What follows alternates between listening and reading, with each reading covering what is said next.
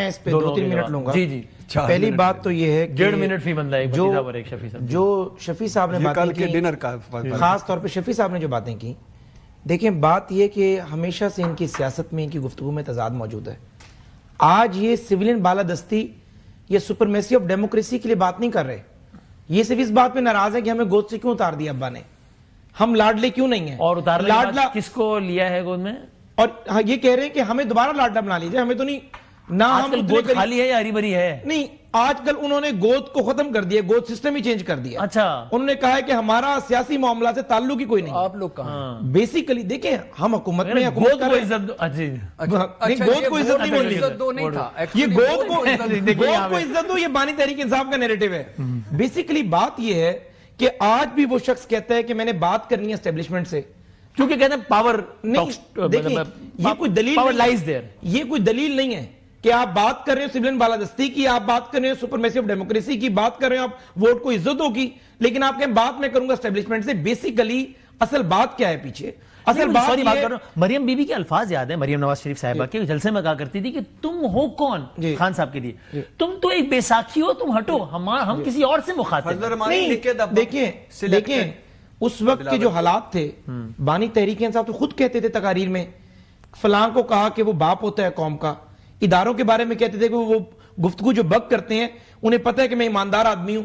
उनकी उस गुफ्तगू की कंटिन्यूएशन में हम कहा करते थे कि तुम कौन हो। हम तो कभी ये नहीं कहते, हम तो कहते हैं कि वज़ीर आज़म बाख्तियार हैं, हम अपना काम कर रहे हैं, इदारे अपना काम कर रहे हैं। लेकिन अगर आप जो है अपनी गुफ्तगू में तदादात रखेंगे और आप कहेंगे कि चूंकि हमने दोबारा वज़ीर आज़म बनना है, हमें लाडला बना लिया जाए, और हमें लाडला नहीं बनाया जा रहा, इसलिए हम तनकीद करेंगे। आज का जो ये फ्रस्ट्रेशन है, ये फ्रस्ट्रेशन कोई अवामी हकूक के लिए तो नहीं है। नहीं, अगर वो कह रहे हैं कि पंजाब में हमें इंतखाबी मुहिम चलाने की इजाजत नहीं दी जाती, तस्वीर नहीं लगा सकता हम अपनी लीडर की, तो वो ठीक कह रहे हैं, गलत कह रहे हैं? एक्चुअली बिल्कुल गलत कह रहे हैं। अच्छा, अगर 8 फरवरी 2024 को इनका निशान मौजूद ना हो, और इवन के कहते हैं हमने बैंगन के निशान पे लड़ा है, तब 1.5 लाख वोट पड़ गया तो मकबूलियत है। अगर बानी तहरीक इंसाफ अपने ट्विटर हैंडल से बता रहे हैं कि ये हमाद अजहर का जो कैंडिडेट है यही हमारा कैंडिडेट है, तो गलत है। पूरे केपीके की मशीनरी जो है इश्ताहारात दे रही है कि हमारा कैंडिडेट जो है लाहौर में फलाम बंदा है। मुझे आप ये बताएं, 27,000 वोट पड़ा है हमाद अजहर के उम्मीदवार को, यानी बानी तहरीक इंसाफ के बंदे को। क्यों पड़ गया? नहीं, सुन ले मेरी बात, आपको हैरत है? अगर आप कहते हैं कि 1.5 लाख वोट पड़ा है, तो मुझे बताएं यहाँ 27,000 जो वोट है, बाकी वोट कहां गया आपका?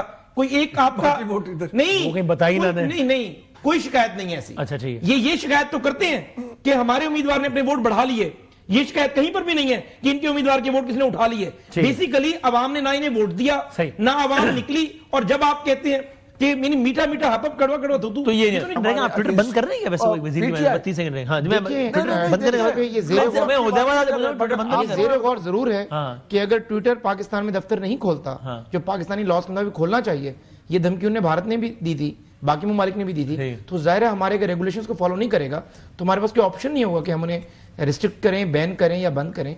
ट्विटर अगर पाकिस्तान में बिजनेस करना चाहता है तो अपना दफ्तर खोले यहाँ पर, पीटीए के रजिस्टर्ड हो, वरना जाहिर है कॉन्सिक्वेंसेस को फेस करेगा। वो जो भी सकता है, वो ब्लॉक हो सकता है, ट्विटर पाकिस्तान में बैन हो सकता है, चाइना की तरह। नहीं, बिल्कुल वीपीएन में नहीं चलेगा, फिर मुकम्मल खत्म हो जाएगा बिल्कुल। फिर आपने अकाउंट डिलीट कर दीजिएगा, फेसबुक पे आ जाइएगा।